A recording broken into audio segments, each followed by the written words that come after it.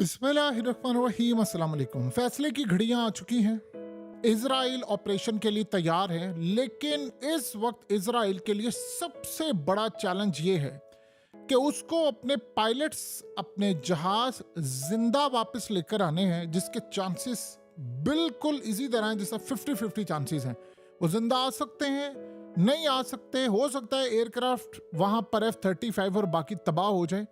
और इस सूरत हाल में ईरान मुकम्मल तौर पर तैयार है इजराइल के खास तौर पर F-35, इनके बस्टर बम बम और ये तमाम चीजें तबाह करने के लिए।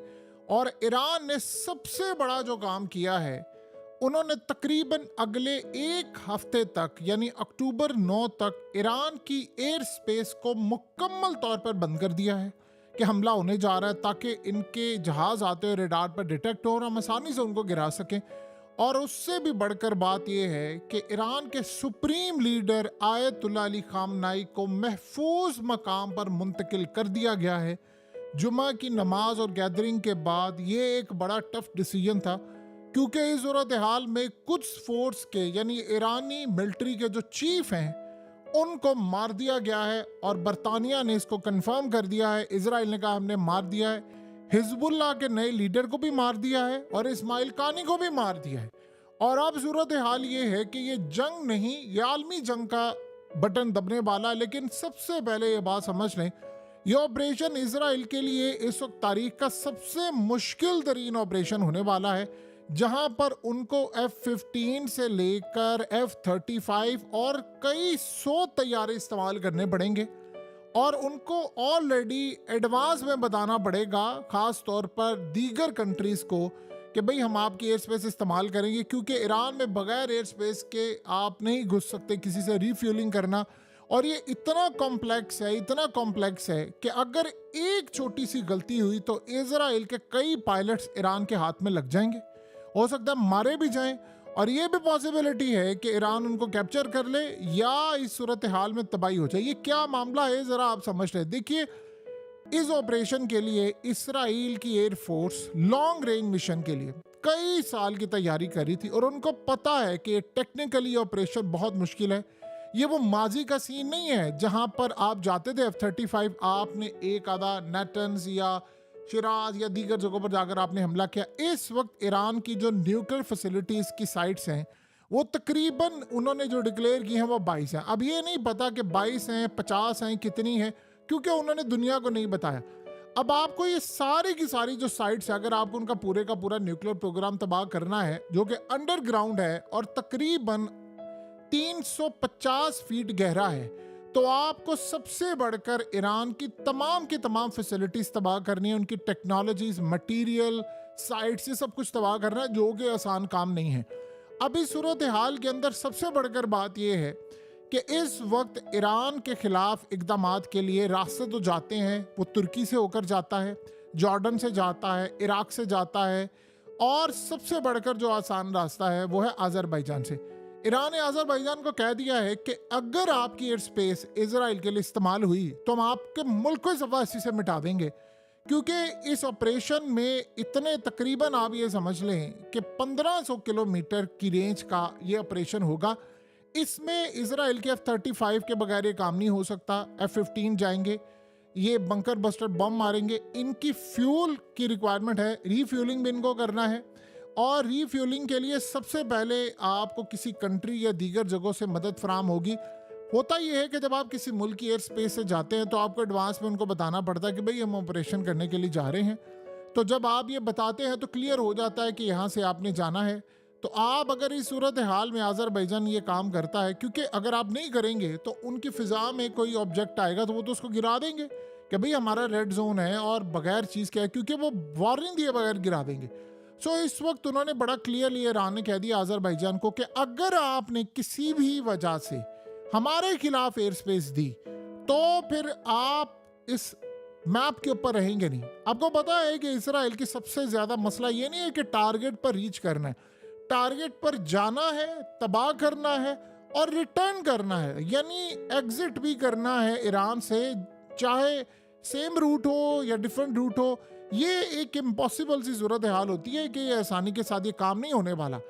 अब आप ये सोचें कि ईरान का जो एयर डिफेंस सिस्टम है वो स्ट्रांग है। जाहिर सी बात है ईरान के पास जो फाइटर जेट्स हैं वो पुराने हैं, लेकिन अगर F-35 का मुकाबला करना है तो Su-35 जो ये इस वक्त रूस से ले रहे हैं, और गालिबन ये किसी को नहीं पता कि हो सकता है पहुंच गए हों, अगर ये आ जाते हैं तो देखिए ईरान के अंदर जब ये दाखिल होंगे तो इजराइल ने दो काम करना है। सबसे पहले तो इजराइल ने काम ये करना है कि उन्होंने इनका इलेक्ट्रॉनिक वारफेयर सिस्टम और इनका रडार सिस्टम जैम करना है। तो ईरान भी बदले में यही काम करेगा कि इनका इलेक्ट्रॉनिक वारफेयर सिस्टम सारे का सारा जैम करे, जिसके बाद ही जाकर हमला करे। ईरान को चूंकि काफ़ी इसमें अब एक्सपीरियंस हो चुका है, जब उन्होंने हमला किया है अपने मिसाइलों से, तो वो हमले ने, आपको पता है कि इसराइल का एयर डिफेंस सिस्टम बहुत हद तक, यानी छोटे छोटे आम से रॉकेट्स थे वो भी जाकर गिले थे, मामूली रॉकेट्स, वो भी इसराइल का रडार सिस्टम उसको डिटेक्ट नहीं कर पाया। तो थाउजेंड्स किलोमीटर दूर आपको जब जाना है तो आपको ये तमाम चीज़ों को ख्याल रखना है कि आपको जिंदा भी आना है। और एक बात याद रखिएगा, एक छोटी सी गलती हुई इसराइल के इस ऑपरेशन के अंदर, एक गलती,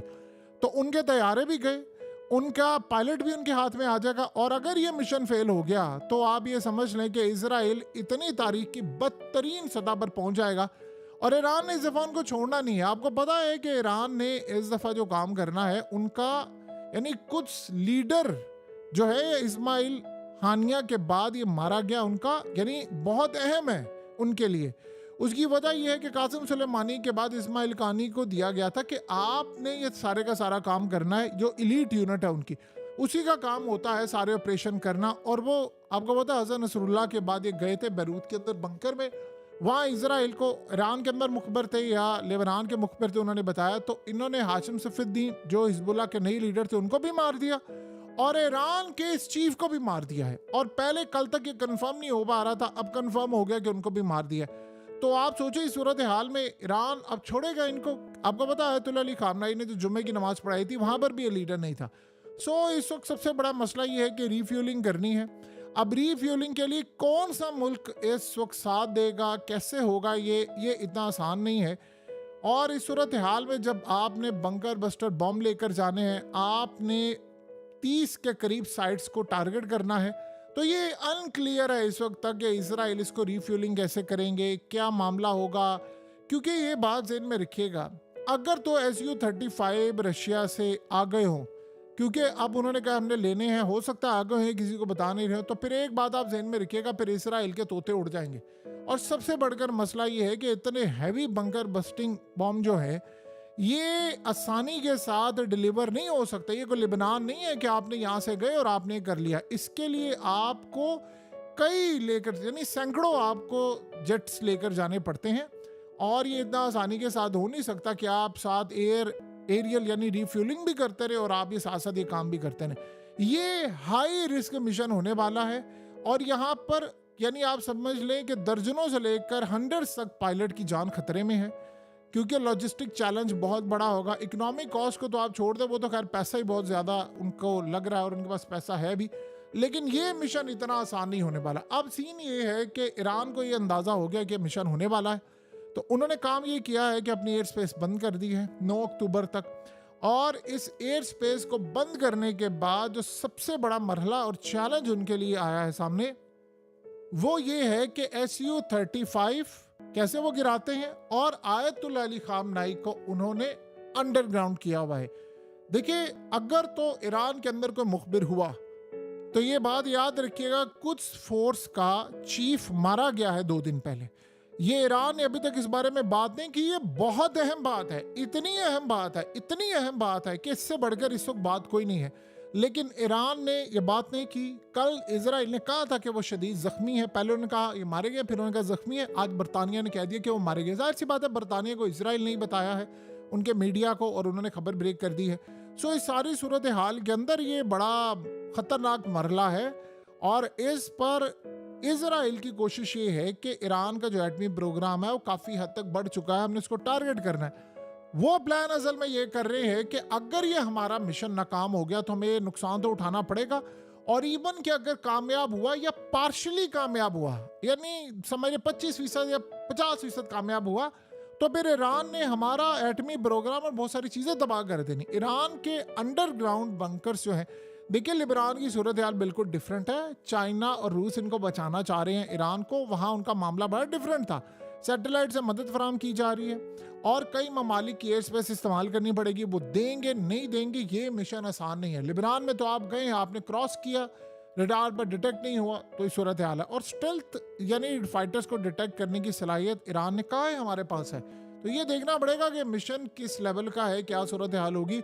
अंदर से सबसे बड़ा काम ये होना, अगर ये एंड टाइम के ऊपर यानी उनको लगा कि भाई हमारा अगर 50-50 हुआ तो इजराइल कभी भी नहीं करता, गीली मट्टी पर तो वो कभी पाँव रखेगा नहीं, क्योंकि उसको पता है जब तक उसको छोटी ना हो अपने F-35 भी बचाने हैं, फाइटर्स भी बचाने हैं। इस तमाम सूरत हाल है। ये तारीख का सबसे मुश्किल मिशन होने जा रहा है इजराइल का। देखिए, आपने मुखबिर लेकर बंदे मारना अलग चीज़ है, इस तरह ऑपरेशन करना अलग है। सो सूरत हाल बड़ी क्लियर और देखना पड़ेगा मामला क्या होने जा रहा है।